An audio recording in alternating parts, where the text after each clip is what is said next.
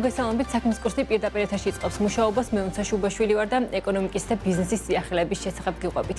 ანტიკორუფციულმა სააგენტომ 9 რეგიონში 28 პირი დააკავა და პასუხისგებაში მისცა. საუბარია 14 სისხლის სამართლის საქმეზე, სუსტი ინფორმაციით საქმეები ეხება ისეთ დანაშაულებს, როგორიცაა ქრთამის აღება, ყალბი დოკუმენტების დამზადება, გასაღება, კომერციული მოსყიდვა, სახელმწიფო თანხებისა და მიწების თაღელთურად დაუფლება და სამსახურეობრივი უფლებამოსილების ბოროტად გამოყენება. მათ შორის გამოძიება მიმდინარეობს სახელმწიფო შესყიდვების დროს თანხების თაღლითურად დაუფლების ფაქტებზე.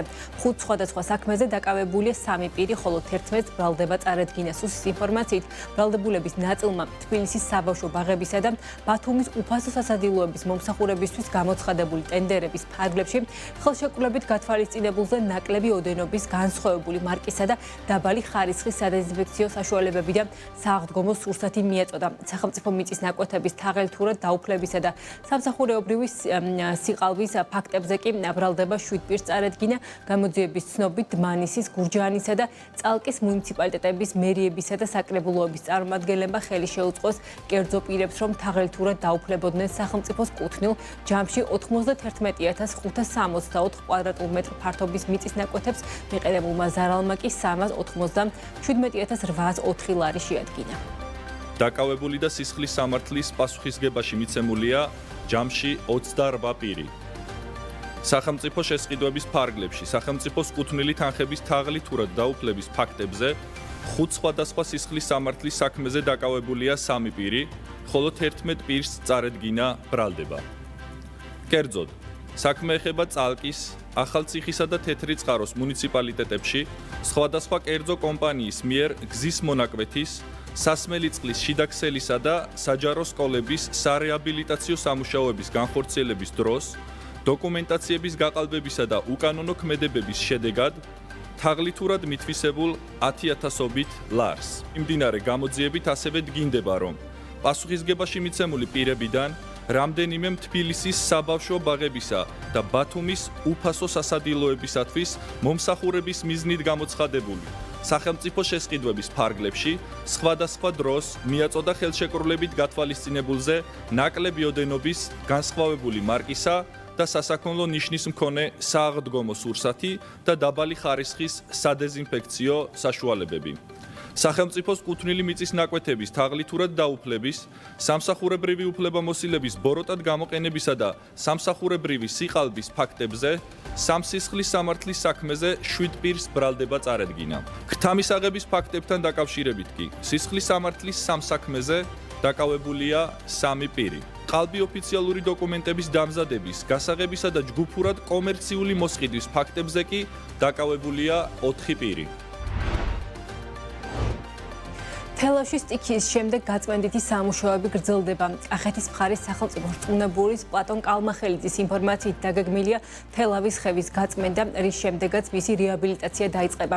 რაც შეეხება სხვა სოფლებს, რომელიც სტიქიამ დააზიანა, რწმუნებულის განცხადებით, რამდენიმე სოფელს წყალი ამ დრომდე არ მიეწოდება, თუმცა მოსახლეობას წყალს მობილური ავზებით მიაწვდიან. აღსანიშნავია, რომ სტიქიამ ასევე მნიშვნელოვანი ზიანი მიაყენა სასოფლო-სამეურნეო სავარგულებს და ვენახებს. ადგილობრივი მოსახლეობის ნაწილი აცხადებს, რომ ჰექტრობით მსხმოიარე ვენახი წყალმა სრულად გაანადგურა და მოსავლის გარეშე დარჩნენ. რა ზიანი მიადგა თელავში სტიქიის შედეგად სასოფლო-სამეურნეო სავარგულებს და იყო თუ არა ვენახები დაზღვეული. ეკა გაზდელიანი მუშაობს თემაზე და დეტალებით მომდევნო გამოშვებებში შემოგვიერთდება.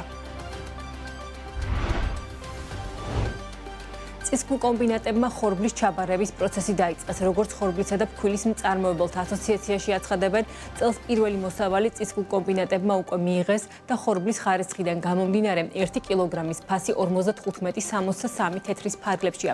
ასოციაციის აღმასრულებელი დირექტორის განცხადებით, წელს დაახლოებით 200,000 ტონა ხორბლის მოსავალს ელოდებიან, საიდანაც დაახლოებით 100,000 ტონა სასურსათო იქნება. ლევან სილაგავას თქმით, შედარებით მეტი გამოწვევებია მოსალოდნელი საშემოდგომო ალოობა, რადგან ფერმერებს მოსავლის დამუშავება უკვე გაძვირებული სასუქით მოუწევთ.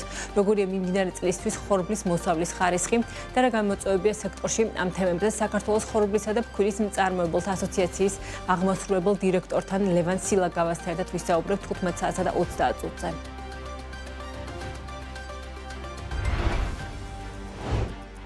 საჯარო და კერძო თანამშრომლობის PPP სააგენტოს ბაზაზე ჩამოყალიბებული ინვესტიციების სააგენტო საინვესტიციო პრიორიტეტებს არ ცვლის და მუშაობას კვლავ ენერგეტიკის, ლოგისტიკის, უძრავი ქონების, სტუმართმასპინძლობის და ბიზნეს პროცესების აუთსორსინგის მიმართულებით აგრძელებს. ამის შესახებ სააგენტოს ხელმძღვანელმა მიხეილ ხიდურელმა BMG-სთან განაცხადა. მისი ინფორმაციით სააგენტოსთვის სწორედ ეს სექტორები რჩება მთავარ პრიორიტეტად და ინვესტორების ინტერესებით ძირითადად ამ მიმართულებებზე კონცენტრირებული. მისივე თქმით, სააგენტო პარალელურად ახალშესაძლებლობებს განეხილავს და იმ სფეროებზე მუშაობს, რომლებიც გლობალური ტექნოლოგიური ტენდენციების ფონზე სწრაფად ვითარდება.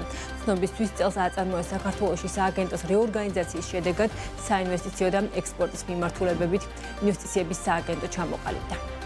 ძირითადი საინვესტიციო პრიორიტეტული სექტორები, რა თქმა უნდა, ჩვენ სააგენტოში რჩება უცვლელი: ენერგეტიკა, ლოჯისტიკა, უძრავი ქონება, სტუმართმასპინძლობა, IT და BPO. ეს არის ძირითადად რაზეც მუშაობთ, თუმცა ჩვენ ვფიქრობთ, რა თქმა უნდა, ყოველთვის ახალ სექტორებზე, ახალ ბრენდებზე, რადგან ვითარდება ზოგადად სოფლიო, ვფიქრობთ ძალიან აქტიურად დატა ცენტრებზე, განსაკუთრებით AI დატა ცენტრებზე, ანუ ხელოვნური ინტელექტის დატა ცენტრებზე, ამიტომ ვაგრძელებთ მუშაობა. შინაგან საქმეთა სამინისტროს მიგრაციის დეპარტამენტმა ბოლო დღეების განმავლობაში საქართველოდან უცხო ქვეყნის 113 მოქალაქე გააძევა.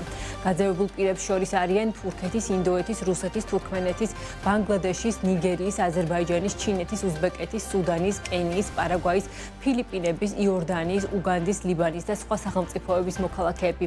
მოქმედი კანონმდებლობის შესაბამისად გაძევებულ პირებს ქვეყანაში შემოსვლის აკრძალვა დაუწესდათ. მიმდინარე წელს საქართველოდან უკვე გაძევებულია 2203 არალეგალი მიგრანტი, რაც 2025 წლის ჯამურ მაჩვენებელს 70%-ით აღემატება.